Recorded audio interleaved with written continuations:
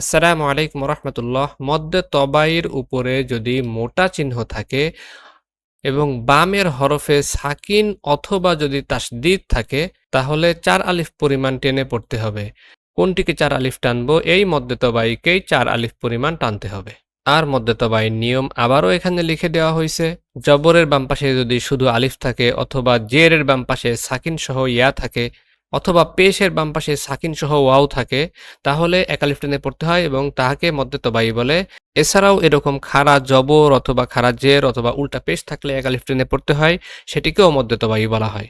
আর সেই মদ্দে তবাইয়ের উপরে আছে মোটা চিহ্ন এবং বামের হরফে সাকিন আছে, এই জন্য এই মদ্দে তবাইকে ৪ আলিফ পরিমাণ টেনে পড়তে হবে। তাহলে একসাথে যদি পড়ি তাহলে হবে আল আনা। পরের উদাহরণে আছে মদ্দে তবাইয়ের উপরে মোটা চিহ্ন এবং বামের হরফে তাসদিদ। এখন এই মদ্দে তবাইকে ৪ আলিফ পরিমাণ টেনে পড়তে হবে। তাহলে পুরোটা একসাথে হবে